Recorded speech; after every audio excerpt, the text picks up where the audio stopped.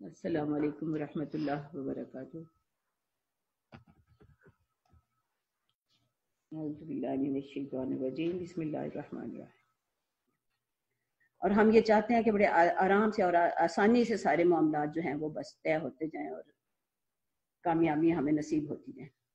اچھا، پھر اللہ تعالیٰ کی جو ایک اور مہربانی، سب سے بڑی مہربانی تو یہ اللہ تعالیٰ فرمائیں کہ تمہیں معاف کر دیا، غلطیاں بھی ہوئیں پھر بھی معاف کر دیا۔ اور دوسری بات یہ کہ غم پہ غم پڑے، اور یہ اس سے تمہاری بڑی ٹریننگ ہوئی۔ بڑی فوجوں کو تو ہمیشہ یہ اس طرح کی ایکسرسائزز، اس طرح کی مشقیں جو ہیں وہ مسلسل اس میں مصروف رکھا ہی جاتا ہے۔ ثم انزل علیکم من بعد الغم امنۃ نعاسا یغشا طائفۃ منکم وطائفۃ قد اہمتہم انفسہم یظنون باللہ غیر الحق ظن الجاہلیہ۔ پھر تم پر غم کے بعد ایک اطمینان کی حالت طاری ہو گئی، اور وہ یہ تھا کہ تم میں سے ایک گروہ پر اونگ طاری ہو گئی۔ یہ کتنی اللہ کی مہربانی ہے، جب ذرا سی تشویش ہو، فکر ہو، اور میدان میں بندہ ہو اور ہر وقت اپنی جان کا خوف ہو تو بھلا نیند آتی۔ لیکن میدان احد کی یہ خاص مہربانی تھی، اور اکثر یہ مارکوں میں یہ روایت آتی ہے کہ اللہ تعالیٰ نے یہ مہربانی کی کہ اہل ایمان کو ایک اطمینان کی نیند نصیب کی۔ اور اس وقت بھی صحابہ کرام کہتے ہیں کہ کچھ ایسی اونگ سی طاری ہوئی کہ تلواریں ہاتھوں سے گری چلی جا رہی، اور یہ نہیں تھا کہ تلواریں اب چونکہ نیند آ رہی ہے تو اب ہم لڑ نہیں سکیں گے۔ وہی لوگ جن کو یہ نیند طاری ہوئی، اس نے ان کی ساری تھکان دور کر دی۔ جو بھی تھوڑا سا بھی نیند کے اصلیت کو جانتا ہے تو نیند بہت بڑی نعمت ہے جو اللہ تعالیٰ عطا فرماتے ہیں کس کو۔ اس لیے کہ نیند نہ صرف تھکان کو دور کرتی ہے، جسم سے وہ سارے جو میٹابولائٹس ہوتے ہیں ان کو نکالتی ہے جو تھکان کا سبب بنتے ہیں، بلکہ انسان کی امیونٹی، انسان کی قوت مدافعت کو بھی بڑھاتی ہے۔ تو یہ اللہ تعالیٰ کی بڑی مہربانی ہے کہ اللہ تعالیٰ اس مشکل وقت میں بھی یہ اطمینان نصیب فرما دے۔ اب تھوڑا سا یہ دیکھیں کہ اس وقت مدینہ میں 3 قسم کے گروہ تھے۔ ایک گروہ کا ذکر پہلے آیا کہ جو ابتدا ہی میں میدان چھوڑ گیا، یعنی منافقین کا گروہ، جو 300 لوگ الگ ہو گئے۔ پھر دوسرے جو رہ گئے تھے اہل ایمان میں سے بھی 2 قسم کے گروہ تھے۔ ایک وہ تھا جو کہ پہلے بھی ان کا ذکر آ چکا ہے کہ 2 گروہ جو تھے انہوں نے کچھ تھوڑی سی ان کے دل میں کمزوری آئی، لیکن چونکہ اللہ ان کا ولی تھا تو اللہ تعالیٰ نے انہیں وہاں قائم رکھا۔ تو اللہ تعالیٰ کی یہ خاص مہربانی تھی کہ ان کے دل میں تھوڑی سی کمزوری بھی آئی اور تھوڑا سا انہیں محسوس ہوا، یعنی جو بھی ان کی کیفیت اس وقت ہوگی، تو اللہ تعالیٰ نے ان کو ہمت دی اور وہ میدان میں قائم رہے۔ یہاں پھر ایسے ہی ہو رہا ہے کہ جب یہ مشکل وقت آیا ہے تو پھر بھی 2 قسم کے تھے کہ ایک تو وہ جو تھا گروہ جو ایمان والوں کا گروہ تھا، جو مضبوط ایمان والوں کا گروہ تھا، مقربین کا گروہ تھا، وہ تو بڑا مطمئن تھا اس وقت بھی، جیسے کہ غزوہ احزاب کے موقع پر بھی، کہ جب انہیں بہت کثرت سے حملہ آور تھے اور ان کو ڈرایا جا رہا تھا، اتنے سارا عرب تمہارے خلاف اٹھ کے آ گیا ہے، تو وہ اس چیز نے ان کے ایمان کو اور بڑھایا۔ یہاں احد میں بھی ایسا ہی ہوا کہ مصیبتیں پڑی تو اہل ایمان جو تھے ان کے ایمان میں اور زیادہ اضافہ ہو گیا، اور دوسری طرف جو تھوڑا بہت ڈر رہے تھے ان کے بارے میں اب یہ کہتے ہیں کہ ایک گروہ تو جو تھا اس کو تو اللہ تعالیٰ نے اطمینان نصیب کیا، اور اطمینان کی وجہ سے انہیں اونگیں بھی آ گئی، نیند بھی آ گئی۔ وَطَائِفَةٌ قَدْ أَهَمَّتْهُمْ أَنفُسُهُمْ يَظُنُّونَ بِاللَّهِ غَيْرَ الْحَقِّ ظَنَّ الْجَاهِلِيَّةِ۔ تو یہ جو دوسرا گروہ تھا جس نے وہ اللہ کے بارے میں کچھ جاہلانہ گمان جو ہے وہ کرنے لگا، یقولون هل لنا من الامر من شيء، کہنے لگے کہ کیا اس معاملے میں ہمارا بھی کوئی حصہ ہے، یعنی یہ کیا ہم فتح حاصل نہیں کر سکتے، یعنی کیا ہم کریں یہاں پر۔ قل ان الامر كله للہ، آپ بتا دیجئے لوگوں کو، سارے اہل ایمان کو بتا دیجئے، سارے لوگوں کو بتا دیجئے کہ معاملے کا فیصلہ تو اللہ کے ہاتھ میں، فتح اور شکست، نفع اور نقصان سب کچھ اللہ کی طرف سے ہے۔ تم یہ نہ سمجھو کہ تمہاری کوششیں جو ہیں وہ نفع کا سبب بنیں گی۔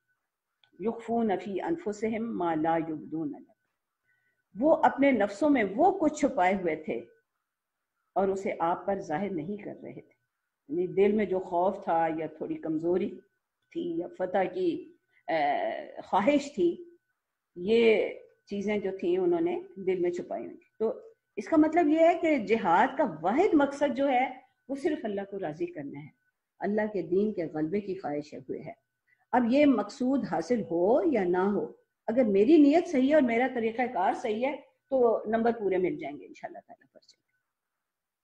اور اگر اس میں کوئی کوتاہی ہوتی ہے تو پھر بڑی پکڑ ہے، کیونکہ نفع اور نقصان یا فتح اور شکست یہ تو اللہ ہی کے ہاتھ میں ہے، ان کی مرضی ہے. وہ اپنے دین کو غالب کریں نہ کریں یہ ان کی مرضی، وہ کب کریں یہ سب ان کے اپنے فیصلے.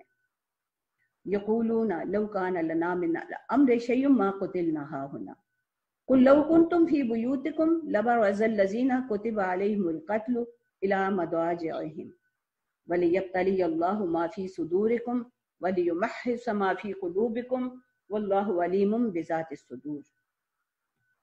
اور وہ لوگ کہتے ہیں کہ اگر ہمارا کچھ بھی اختیار چلتا نا تو یہاں ہم نہ مارے جاتے.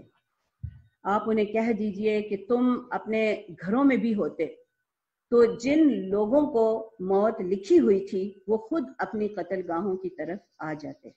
اور ایسا اس لیے ہے کہ تمہارے سینوں میں جو کچھ پوشیدہ ہے اللہ اسے نکال دے، اسے آزما لے، اور جو کھوٹ تمہارے دلوں میں ہے اسے چھانٹ دے. اللہ واللہ علیم بذات الصدور، اللہ سینوں کا حال، دلوں کا حال خوب جانتا ہے. اب یہ وہ اصل بات یعنی اصل امتحان کیا تھا کہ اللہ تعالیٰ ایمان، پختہ ایمان والے لوگوں کو اور کمزور ایمان والوں کو چھانٹنا چاہتے تھے، اور ایمان والوں اور منافقین کو چھانٹنا چاہتے تھے. یعنی یہ اس طرح کی آزمائشیں ہیں. اس کی ایک اور جو حکمت ہوتی ہے وہ یہ کہ اپنے وفاداروں کو اور نافرمانوں کو چھانٹ کر الگ کر دیا جاتا ہے. یہ آزمائشیں جو ہیں یہ بالکل کھرے اور کھوٹے کو چھانٹ کر الگ کر دیتی ہے. اسی لیے اس کو فتنہ، مطلب فتنہ بھی امتحان کے لیے ایک لفظ بولا جاتا ہے نا، اس کا مطلب ہی یہ ہوتا ہے کہ جیسے بھٹی میں ڈال کے کھرے اور کھوٹے کو الگ الگ کر دیا جائے. ان الذین تولوا منکم یوم التقى الجمعان انما استزلهم الشیطان ببعض ما کسبوا وَلَقَدْ عَفَا اللَّهُ عَنْهُمْ إِنَّ اللَّهَ غَفُورٌ حَلِيمٌ. تم میں سے جو لوگ مقابلے کے دن پیٹھ پھیر گئے تھے تو ان کی اس لغزش کا سبب یہ تھا کہ ان کی کچھ کمزوریوں کی وجہ سے شیطان نے ان کے قدم ڈگمگا دی. پھر بھی اللہ نے ان پر مہربانی کی، ان کے ساتھ عفو درگزر کا معاملہ ہوا، اور اللہ بہت ہی غفور بھی ہے اور حلیم بھی ہے، بردبار ہے، فوراً نافرمانیوں پر گرفت نہیں کرتا. اب یہاں پر وہ جو کمزوریاں ہوئیں ان کا ذکر پہلے آ ہی چکا ہے اور اس کو تفصیل سے ہم اس پر بات کر بھی چکے ہیں. یا ایھا الذین آمنوا لا تکونوا کالذین کفروا وقالوا لاخوانہم اذا ضربوا فی الارض او کانوا غزا لو کانوا عندنا ما ماتوا وما قتلوا. اب یہ ہیں وہ لوگ جو منافقین تھے، جو بالکل پیچھے رہ گئے تھے، جو نکل آئے تھے. وہ کہنے لگے، اب یہاں پر کہا جا رہا ہے کہ تم ان لوگوں کی طرح نہ ہو جانا جنہوں نے کفر کیا.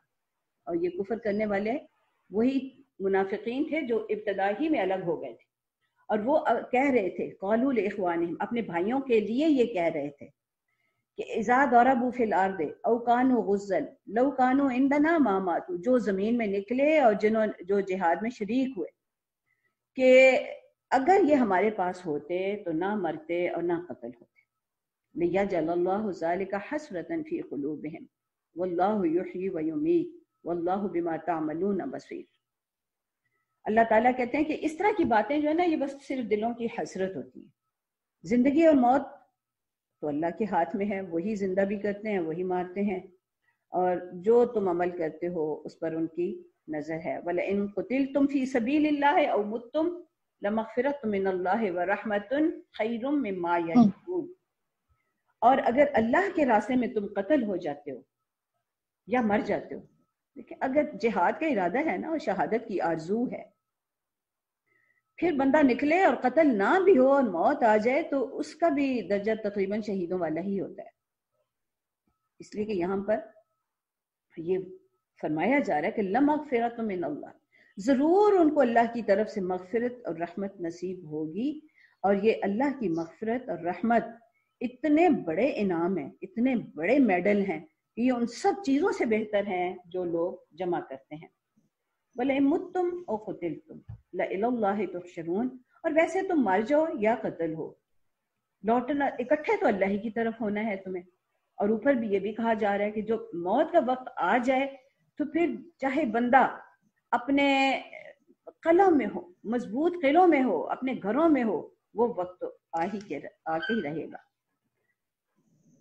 اب یہ جو اس وقت جن کمزوریوں کی یہاں پر نشاندہی کی گئی ہے، تو نبی صلی اللہ علیہ وسلم تو خود ان چیزوں کو بڑی اچھی طرح پہچانتے تھے، لیکن ہم دیکھتے ہیں کہ نبی صلی اللہ علیہ وسلم نے کسی کا کورٹ مارشل نہیں کیا، کسی کے بارے میں کوئی سزا نہیں سنائی، کسی کے ساتھ کوئی ایسا ڈانٹا تک نہیں کسی کو کہ بھئی تمہاری وجہ سے یہ اتنا نقصان اٹھانا پڑا. یہ ہمارے تجزیے کچھ اور طرح کے ہوتے ہیں، ہمارے طرز عمل کچھ اور طرح کے ہوتے ہیں، اور اللہ کے رسول کا طرز عمل بالکل مختلف ہوتا ہے. ہم اگر تبصرہ کریں، بلکہ اب بھی جو کرتے ہیں، تو ہم تو ایک طرف یہ دیکھیں گے کہ لوگ جو تھے وہ کتنے تیار تھے، نہیں تھے، یا ان سے کیا غلطیاں ہوئیں جن کی وجہ سے یہ معاملہ ہوا، یا پھر دیکھیں گے کہ ہتھیار کتنے تھے اور اسٹریٹجی یا حکمت عملی کیسی تھی، اور یہ غلطی تھی، وہ ہم غلطیاں نکالنے میں بیٹھ جاتے ہیں اگر کوئی نقصان ہو تو. ہمارے تجزیے کچھ اور طرح کے ہوتے ہیں.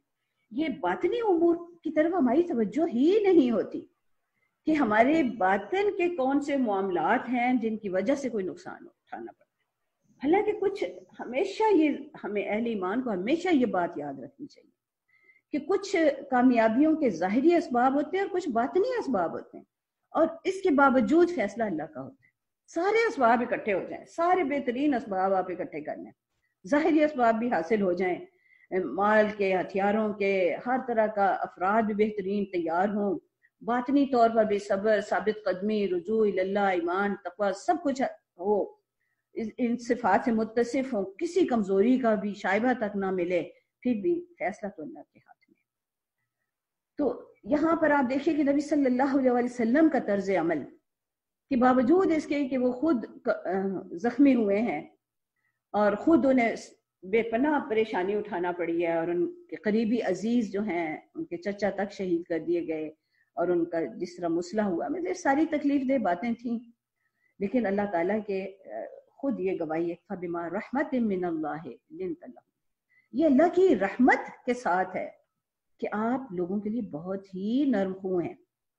اب یہ نہیں کہا جا رہا کہ یہ نرمی جو ہے انہیں نہیں دکھانی چاہیے تھی، یہ اللہ تعالیٰ نے بالکل گرفت نہیں کی، بلکہ یہ تعریف کر رہے ہیں اور اس کو اللہ کی رحمت قرار دے رہے ہیں کہ یہ اللہ تعالیٰ کی رحمت ہے کہ آپ لوگوں کے ساتھ نرم ہیں. نرم خوئی اخلاق کی سب سے اعلیٰ صفت ہے. لنت لہم، آپ ان کے ساتھ بہت ہی نرم ہیں. اتنی یہ اعلیٰ صفت ہے کہ حضرت موسیٰ علیہ السلام اور حضرت ہارون علیہ السلام کو جب فرعون کے دربار میں بھیجا گیا تو صرف ایک ہی ہدایت دی گئی، دیکھو ذرا اس کے ساتھ بات نرمی سے کرنا. وہاں بھی یہی لفظ آیا ہے، قول لین. اور یہ قول لین کو اتنا اہم ہے کہ ایک دفعہ نبی صلی اللہ علیہ وسلم نے فرمایا کہ جنت کے کچھ بالا خانے ہیں جن میں اندر سے بیٹھ کر باہر کے دور دور تک خوبصورت نظارے ہوں گے، اور باہر سے بھی اندر کی ساری خوبصورتیاں نظر آئیں گی. اور وہ ملیں گے کن کو؟ اس کے لیے 4 صفات نبی صلی اللہ علیہ وسلم نے ذکر فرمائی، اور ان میں سب سے پہلا حق ان لوگوں کا ہے جو الان الکلام، جو کلام میں بڑے ہی نرم ہیں، لوگوں کے ساتھ نرمی سے گفتگو کرتے ہیں، ان کے معاملات نرمی والے ہوتے ہیں، وہ دوسروں کی دل جوئی کرتے ہیں، وہ دوسروں کے ساتھ محبت رکھتے ہیں، شفقت کے ساتھ پیش آتے ہیں. یہ بنیادی صفات اہل اللہ کی، اور اس کے بغیر ابلاغ کا حق ادا نہیں ہوتا. داعی کی بنیادی صفت یہ ہے کہ وہ لوگوں کے ساتھ نرم خو ہو. لنت لہم، وہ لوگوں کے ساتھ شفقت سے پیش آئے، ان کے ساتھ حسن ظن رکھے، ان کے ساتھ ہمدردی ہو اسے، وہ ان کی بھلائی کا، خیر خواہی کا خواہش مند. تو الان الکلام. اچھا، اب اگر پھر باقی آپ صفات دیکھیے کہ یہ الان الکلام سے وہ بالا خانے حاصل ہو سکتے ہیں، لیکن باقی کام آپ دیکھیے کتنے مشکل ہیں. اگلی بتائی اطعم الطعام، کثرت سے لوگوں کو کھانا کھلائے تو پھر وہ بالا خانے ملے. اب کثرت کی تو کوئی حد ہی نہیں ہے. اور تیسری صرف یہ بتائی کہ تابع الصیام، پے در پے روزے رکھے، یعنی کبھی افطار ہی نہ کرے، بس روزے ہی رکھتے چلا جائے. اور چوتھی صفت یہ بتائی کہ وصلوا باللیل والناس نیام، جب لوگ سو رہے ہوں تو وہ ساری رات کھڑا نماز پڑھتا رہے. اب آپ دیکھیے کہ بظاہر تو یہ اعلان الکلام ایسا معاملہ ہے کہ اس میں تو وہ ہینگ لگے نہ پھٹکڑی رنگ چوکھا آئے، کہ کوئی ایفرٹ نہیں کرنی پڑی، کوئی کوشش نہیں کرنی پڑی، کوئی بہت نہیں، بس صرف اتنا نرمی سے بات کرو، نرم ہو جاؤ، لوگوں کے ساتھ عفو درگزر کا معاملہ رکھو، ان کے ساتھ محبت سے پیش آؤ، ہمدردی رکھو، خیر خواہی کا جذبہ ہو. یہی ہے نا لین تعالیٰ. الفاظ بھی اچھے ہوں، پیارے پیارے، دل جوئی کرنے والے، اور لہجہ بھی بڑا اچھا ہو. باڈی لینگویج جو ہے، جسم، یعنی آپ پوری توجہ کے ساتھ، نبی صلی اللہ علیہ وسلم کا کیا معاملہ تھا، جب کسی سے بات کرتے پوری توجہ سے اس کی بات سنتے، اور ہر شخص یہ سمجھتا کہ میرے ساتھ تو بہت ہی محبت اور اپنائیت ہے. اللہ تعالیٰ اس کو اپنی رحمت قرار دے رہے ہیں. کاش اللہ کرے کہ یہ رحمت ہمیں بھی نصیب ہو جائے. وَلَوْ كُنْتَ فَظًّا غَلِيظَ الْقَلْبِ لَانفَضُّوا مِنْ حَوْلِكَ فَاعْفُ عَنْهُمْ وَاسْتَغْفِرْ لَهُمْ وَشَاوِرْهُمْ فِي الْأَمْرِ. اللہ تعالیٰ خود فرما رہے ہیں کہ اگر آپ کہیں تند خو ہوتے، سخت دل ہوتے، تو لوگ آپ کے گرد سے چھٹ جاتے. یعنی لوگوں کو اگر آپ اپنے ساتھ جوڑنا چاہتے ہیں تو لِنْتَ لَهُمْ ہو جائیں. فاعف عنہم، اب جو کام کہے جا رہے ہیں کہ پھر لوگوں کے ساتھ کیا معاملہ ہو، اگر لنت لہم ہیں، آپ نرم خو ہیں، تو پھر آپ کیا کام کریں. اس میں 3 کام بتائے جا رہے ہیں. فاعف عنہم، آپ ان کے ساتھ عفو درگزر کا معاملہ فرمائیں. واستغفر لہم، اور ان کے گناہوں کی بخشش کی دعا کریں. وشاورہم فی الامر، اور انہیں مشوروں میں شریک کریں. فَإِذَا عَزَمْتَ فَتَوَكَّلْ عَلَى اللَّهِ، پھر جب کوئی فیصلہ ہو جائے تو اللہ پر بھروسہ رکھیں. إِنَّ اللَّهَ يُحِبُّ الْمُتَوَكِّلِينَ، بے شک اللہ متوکلین کے ساتھ، توکل کرنے والوں کے ساتھ محبت رکھتے ہیں.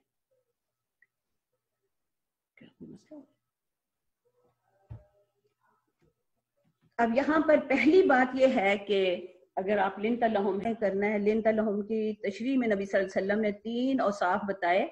ایک کہ لوگوں کے ساتھ عفو درگزر کا معاملہ ہو. واستغفر لہم، استغفار جب ہم کریں گے نا لوگوں کا، تو اس کا مطلب یہ ہے کہ دوسروں کی کمزوریوں کو کور کریں، انہیں ڈھانپ لیں. واستغفر لہم، اس لیے کہ غفرہ ہوتا ہی یہ ہے کہ ڈھال بن جائیں دوسروں کے لیے، یہ نہ ہو کہ ان کی کمزوریوں کو اچھالا جائے. واستغفر لہم. اور سب سے بڑی بات یہ ہے کہ اب دیکھیں نا، ناراضگی کا اظہار ہو تو ہم نہیں مشورے کرتے، جس سے ذرا سی بھی ناراضگی ہو بات ہی نہیں کرنے کو جی چاہتا، مشورہ تو بڑی دور کی بات ہے. اور یہاں پہ فرمایا جا رہا ہے وشاورہم فی الامر، اور انہیں معاملات میں ان سے مشورہ بھی کریں. تو اور نبی صلی اللہ علیہ وسلم کو ان صحابہ کرام رضوان اللہ علیہم اجمعین کے بارے میں یہ حکم دیا جا رہا ہے کہ وہ ان کے ساتھ، یعنی اب اگر ان سے ہو بھی گئی ہیں جن غلطیوں کا خود اللہ تعالیٰ نے خود نشاندہی فرمائی ہے کہ اب آپ ان کے ساتھ عفو درگزر کا معاملہ کریں اور ان کی غلطیوں کو کور کریں اور انہیں معاملات میں شریک رکھیں.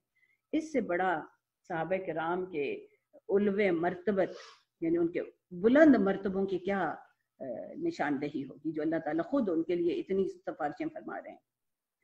اچھا، مشورہ جو ہے نا یہاں پہ شاور وَأَمْرُهُمْ شُورَى بَيْنَهُمْ، سورہ شورى میں حکم ہے. مشورہ جو ہے نا اسلامی تنظیم کا ایک اہم حصہ ہے. ویسے تو سارے انسانوں کا، اللہ تعالیٰ خود نبی صلی اللہ علیہ وسلم نے فرمایا کہ مشورہ کرنے والا کبھی نامراد نہیں ہوتا. اس کے مشورے کا لفظی مطلب جو ہوتا ہے نا، وہ یہ ہوتا ہے کہ شہد کے چھتے میں سے شہد نچوڑنا. تو جس طرح بے شمار مکھیاں جو ہیں شہد کی، وہ ہزاروں لاکھوں پھولوں کا رس چوستی ہیں اور پھر وہ شہد بناتی ہیں، اور وہ شہد جو ہے وہ شفا بن جاتا ہے. اسے اللہ تعالیٰ کہتے ہیں کہ وہ شفا ہے، غذا بھی ہے، شفا بھی ہے، اور اس میں تمہارے لیے شفا رکھی گئی ہے. بالکل اسی طرح مشورہ جو ہے یہ بھی شفا ہے، پورے معاشرے کے لیے شفا ہے، پوری جماعت کے لیے شفا ہے.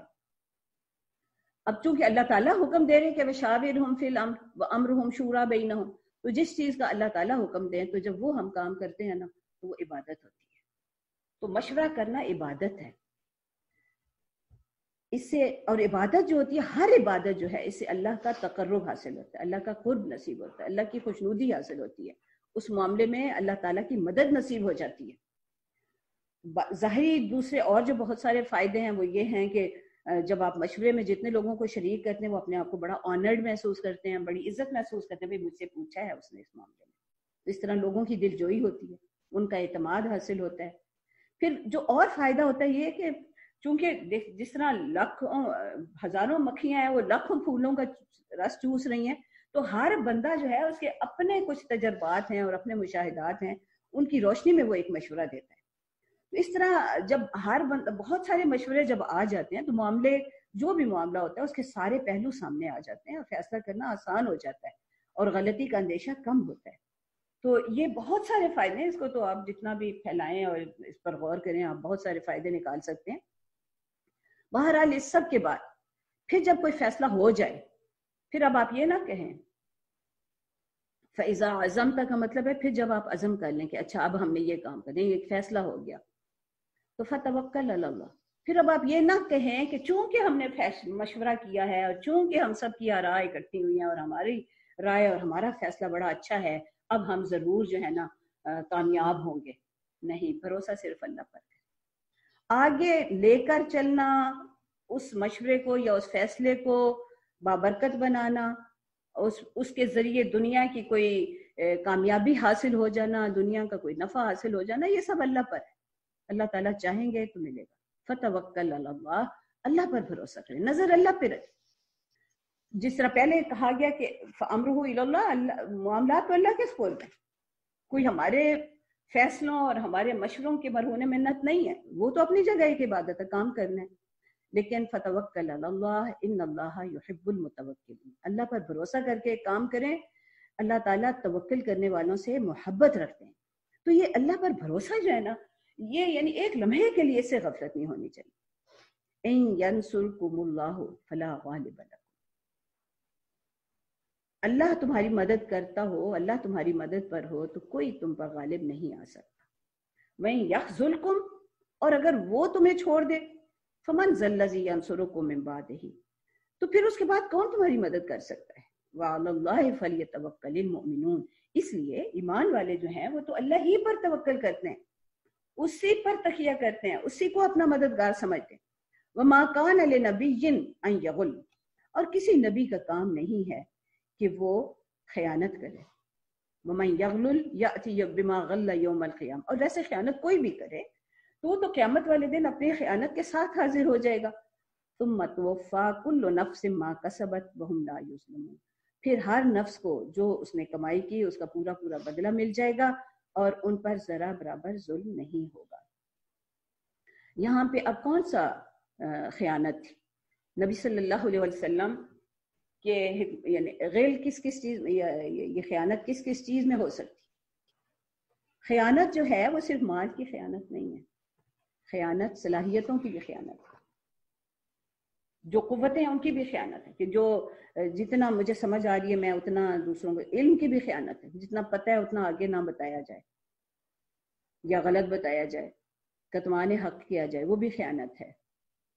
اور یعنی سارے خیانت کے بڑے وسیع مفہوم ہیں اور سارے پہلو جو ہیں اس کے رکھنے چاہیے۔ مال کی بھی خیانت ہو سکتی ہے، وقت کی بھی خیانت ہو سکتی ہے، علم کی خیانت ہو سکتی ہے، اختیارات کی خیانت ہو سکتی ہے، قوت کی خیانت ہو سکتی ہے، یہ سارے غل ہیں، سارے خیانتیں ہیں۔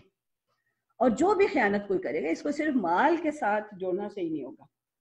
تو یہ خیال کرنا کہ کوئی لوگوں کو یہ اندیشہ تھا کہ بھئی نبی صلی اللہ علیہ وسلم مال غنیمت صحیح تقسیم نہیں کریں گے، تو ایسا صحابہ کرام کے دلوں میں ایسا کوئی اندیشہ نہیں تھا۔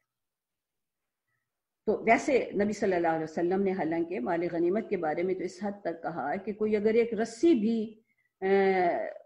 لے لیتا ہے ناحق اور یعنی اسے مال غنیمت میں جمع نہیں کرواتا تو وہ قیامت والے دن اس کے سر پہ برس رہی ہوگی۔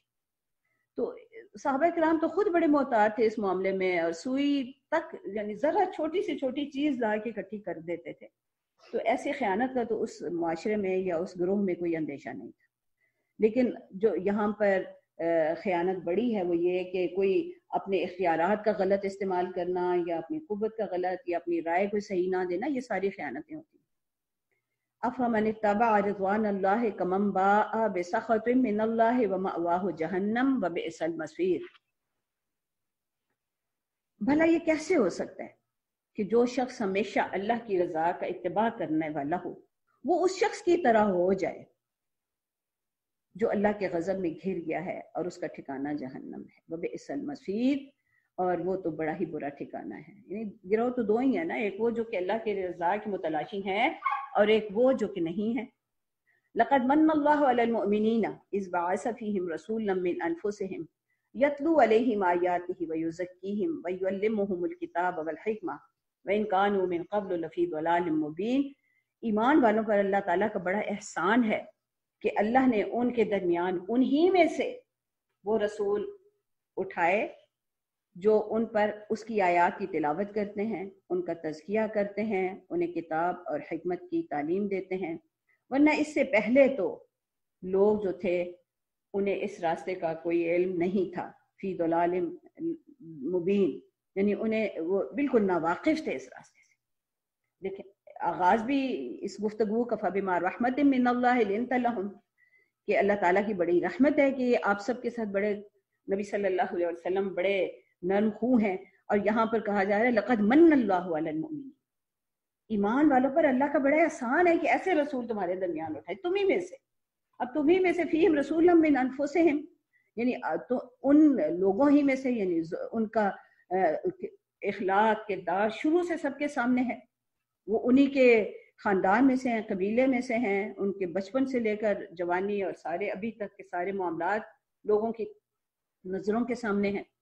ان کی زبان، ان کے معاملات کسی طرح بھی دوسروں سے پوشیدہ نہیں ہیں. اور وہ یہ چار جو صفات بتائی گئی ہیں وہی ہیں جو کہ پہلے حضرت ابراہیم علیہ السلام کی دعا کے نتیجے، دعا جس کے لیے کی، اور اس کے بعد پھر سورہ بقرہ میں بھی ان چار صفات کا ذکر آیا، اور اب پھر یہ چار صفات دہرائی جا رہی ہیں کہ وہ یہ چار بنیادی ذمہ داریاں جو ہیں وہ بڑے خوبصورتی سے ادا کر رہے ہیں. اولما اصابتکم مصیبت قد اصبتم مثلیہا، تم پر اگر کوئی مصیبت آئی ہے تو تم سے دگنی مصیبت تو ان لوگوں پر پہلے آ چکی. قلتم انا ھذا، اور حالانکہ تم یہ کہنے لگے کہ یہ کہاں سے آ گئی. دگنی مصیبت یوں آئی کہ 70 لوگ اگر ان کے مارے گئے تھے غزوہ بدر میں، یعنی کفار کے، تو 70 جو تھے وہ قیدی بھی بنائے گئے تھے، اور باقی انہیں سارا اپنا مال اسباب چھوڑ کے بھاگ کے جانا پڑا تھا. تو اب بھی اہل ایمان کا تو، یعنی اہل ایمان سے تو دگنی مصیبت ان پر آئی تھی. تو اب اگر اہل ایمان کے 70 شہید ہوئے ہیں تو اس پر لوگوں نے، کچھ لوگوں نے کہا کہ یہ کیسے ہو گیا، یعنی ہم تو صحیح راستے پر ہیں، پھر ہمارے اوپر یہ معاملہ کیوں ہوا. قل هو من عند انفسکم، آپ کہہ دیجئے کہ یہ تمہارے اپنے نفسوں کی وجہ سے ہے. ان اللہ علی کل شیء قدیر. وما اصابکم یوم التقى الجمعان فباذن اللہ وليعلم المؤمنین وليعلم الذین نافقوا وقیل لهم تعالوا قاتلوا فی سبیل اللہ او ادفعوا. تو یہ جو لڑائی کے دن تمہیں نقصان پہنچا یہ اللہ ہی کے حکم سے تھا، اور ایسا اس لیے تھا کہ تاکہ وہ دیکھ لے، معلوم کر لے کہ کون لوگ ایمان والے ہیں اور کون منافق ہیں. اور منافقین کا حال یہ تھا کہ جب ان سے کہا گیا وقیل لهم تعالوا قاتلوا فی سبیل اللہ او ادفعوا، کہ آؤ اور یا تو اللہ کے راستے میں لڑائی کرو، اور اگر ایسا نہیں کرتے تو کم از کم اپنی مدافعت ہی کے لیے آ جاؤ میدان میں. قالوا لو نعلم قتالا لاتبعناکم، پتہ نہیں ویسے یہ کیسے انہوں نے کہہ دیا کہ اگر ہم جانتے کہ لڑائی ہونی ہے تو ہم ضرور آپ کے ساتھ آتے. لڑائی سے گریز کے، میدان سے بھاگنے کے بہت معذرتیں منافقین جو تھے وہ ہمیشہ پیش کرتے رہے، اور یہاں پر انہوں نے یہ معذرت بنا لی، نہیں جی لڑائی شڑائی کوئی نہیں ہونی، بس ایسے ہی یہ تو جا رہے ہیں، بھلا ایسے لڑائی کیسے ہو سکتی ہے. ہم للکفر یومئذ اقرب منہم للایمان، جب وہ یہ بات کہہ رہے تھے تو اس روز وہ ایمان کی نسبت کفر سے زیادہ قریب تھے. یقولون بافواہہم ما لیس فی قلوبہم، وہ اپنی زبانوں سے وہ بات کہہ رہے تھے جو ان کے دلوں میں نہیں تھی. واللہ اعلم بما یکتمون، اور جس چیز کو وہ چھپا رہے تھے، یعنی اپنے دلوں کے نفاق کو جس طرح وہ چھپا رہے تھے، اللہ تعالیٰ اس کو زیادہ جانتے تھے. الذین قالوا لاخوانہم وقعدوا لو اطاعونا ما قتلوا قل فادرؤوا عن انفسکم الموت ان کنتم صادقین. تو ان لوگوں نے، یہ منافقین جو تھے، وہ اپنے بھائیوں کے لیے یہ بات کہہ رہے تھے کہ اگر وہ بھی ہمارے ساتھ بیٹھے، یعنی وہ خود تو بیٹھے رہے، تو وہ کہتے تھے اپنے بھائیوں سے کہ اگر وہ بھی ہمارے اطاعت کرتے تو قتل نہ ہوتے. اللہ تعالیٰ یہ کہہ رہے ہیں کہ ٹھیک ہے پھر فَادْرَؤْا عَنْ أَنفُسِكُمُ الْمَوْتَ، پھر اپنی موت ذرا ٹال کے دکھانا ان کنتم صادقین،